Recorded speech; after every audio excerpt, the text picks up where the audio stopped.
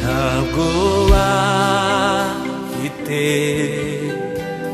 ejo hazaza kuko ibyahise ntacyo byantwaye. ntabwoba mfite bw'ejo hazaza kuko ibyahise ntacyo byantwaye. umenyera ubuzima na n'ubu ariho, kandi uko yahoze ni nako azahora. umenyera ubuzima na n'ubu ariho, kandi uko yahoze ni nako azahora.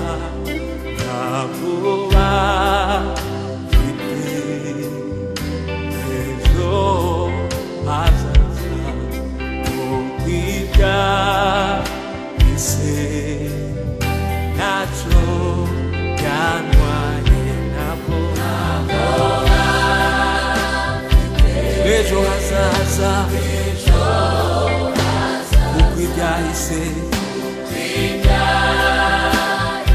nta na kimwe byantwaye na gito. ntabwoba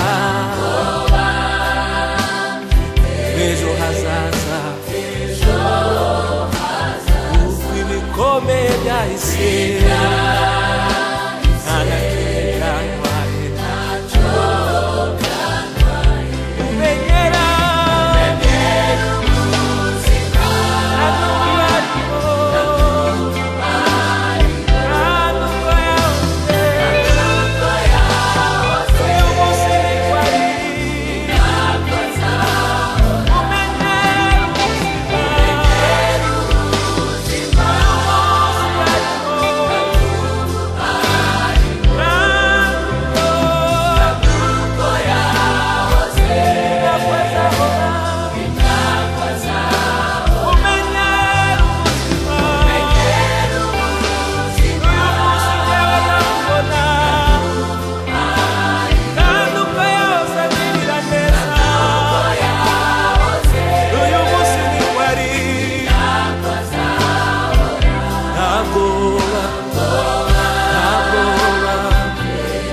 hazaza kuko ibyahise ntacyo byantwaye. urakwiriye gushimwa Yesu, wewe uturemera ibihe byiza, uhora utwitaho ku manywa na nijoro. Yesu we,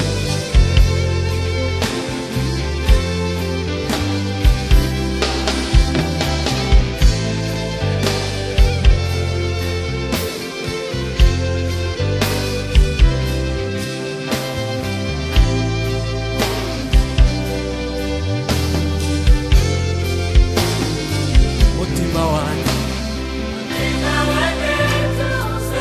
kandi uhumure, urashinganye kandi witaweho.